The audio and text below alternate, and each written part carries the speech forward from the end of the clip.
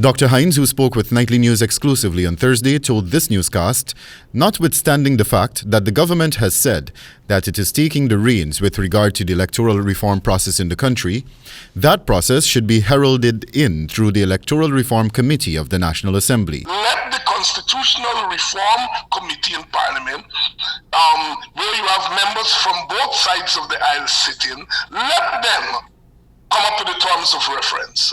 Let them come up with a broad framework. And once they do that, let it be voted in Parliament so it has the stamp of law. The political scientist submitted that view in response to a statement emanating from the People's Progressive Party on Monday, which stated that the government would drive the process of electoral reforms in the country. The statement by the party also read, "Needless to say that it is downright naive for anyone to think that such a process can be undertaken without the input of the major opposition political party in Ghana. The law reforms must be done through the parliament, and the opposition will have an input both in and out of parliament." Dr. Hinds was asked by Nightly News what he believes to be the most important aspect of reform, to which he responded that the election body, GCOM, the voters list, and the conduct of elections on the day itself need to take priority. So I would say we start with those two places, the voters list and on election day. Now there are other things about the electoral reform process, and that is GCOM.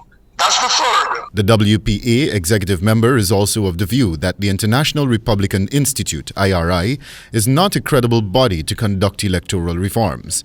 He believes that the country, and by extension members of the diaspora, have capable and well-researched individuals who are able to effectively guide the process.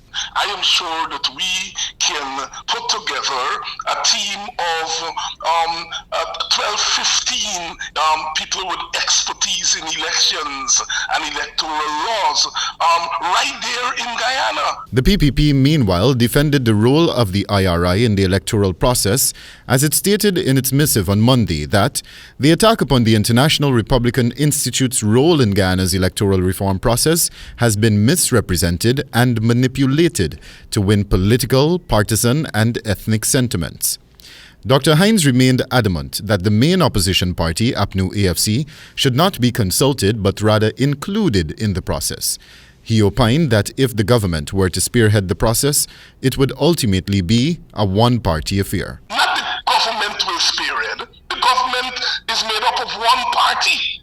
So if the government is going to spearhead, you're talking about one party spearheading a process in which that party is a contestant. That don't seem right to me. Wendell Badrie, HGP Nightly News.